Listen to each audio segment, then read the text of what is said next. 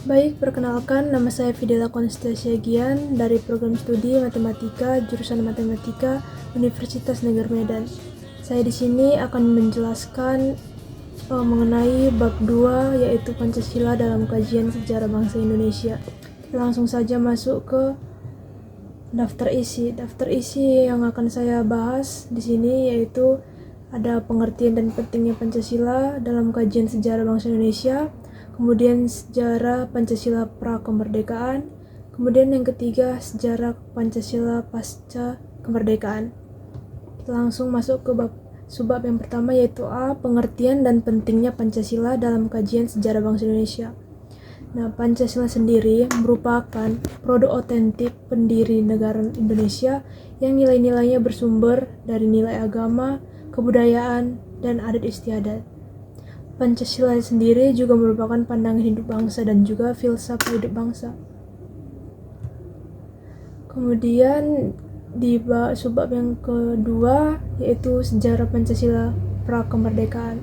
Sejarah seperti yang kita tahu memberikan kearifan dan juga lebih umumnya sejarah merupakan guru kehidupan. Sejarah juga memperlihatkan dengan nyata bahwa semua bangsa memerlukan suatu konsepsi dan cita-cita yang kuat. Dengan mengakarnya Pancasila dalam jiwa bangsa, menjadikan Pancasila terus berjaya sepanjang masa.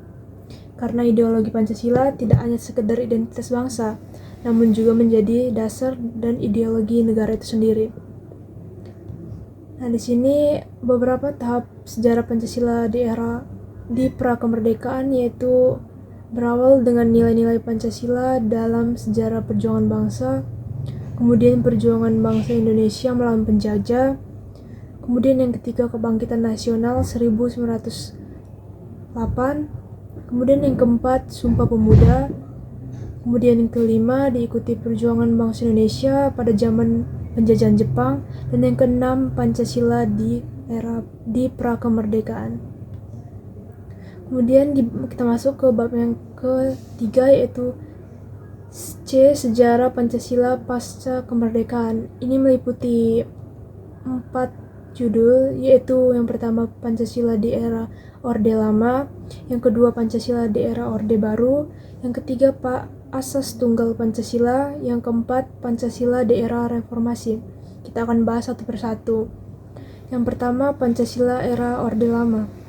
Seperti yang kita tahu, dinamika Pancasila pada era Orde Lama yaitu periode Orde Lama berlangsung antara tahun 1959 sampai dengan 1966. Nah, di masa ini dipimpin oleh Soekarno, beliau berhasil membawa Pancasila untuk lebih dikenal di dunia melalui pidatonya di hadapan Sidang Umum PBB tahun 1960 yang berjudul Membangun Dunia Kembali atau To Build the World Anew. Pancasila ditampilkan sebagai dasar piagam yang universal untuk kesejahteraan umat manusia itu sendiri. Kemudian yang kedua, Pancasila di era Orde Baru. Dinamika Pancasila di era Orde Baru merupakan masa pemerintahan Presiden Soeharto di antara tahun 1966 hingga 1998. Nah, di tahun ini pemerintahan Orde Baru seperti yang kita tahu mengalami krisis legitimasi ya. Krisis ini dimulai dari krisis moneter dan juga krisis ekonomi di tahun 1997. Kemudian Orde Baru ini dianggap gagal dalam mengelola pemerintahan yang semakin sentralistis dan dihinggapi penyakit kolusi, korupsi, dan juga nepotisme. Kemudian di tahun yang ketiga ada Asas Tunggal Pancasila. Dalam pidato kenegaraan di depan DPRI tanggal 16 Agustus 1982, Presiden Soeharto mengemukakan gagasannya mengenai penerapan asas tunggal Pancasila atas partai-partai politik.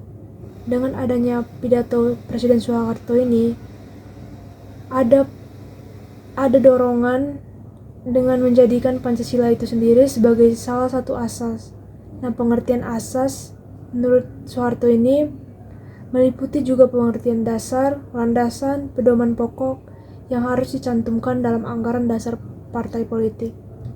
Kemudian yang keempat, Pancasila di era reformasi. Dinamika Pancasila pada era reformasi lahir dengan semangat menghapuskan pengalaman buruk penyelenggaraan pemerintahan sebelumnya atau di era Orde Baru tadi atau Orde Lama.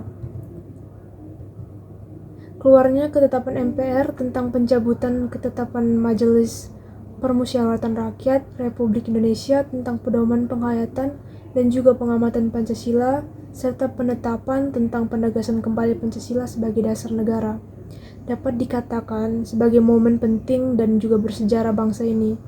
Era reformasi ternyata tidak alergi dengan Pancasila. Nah, untuk materi ini cukup sampai di sini saja.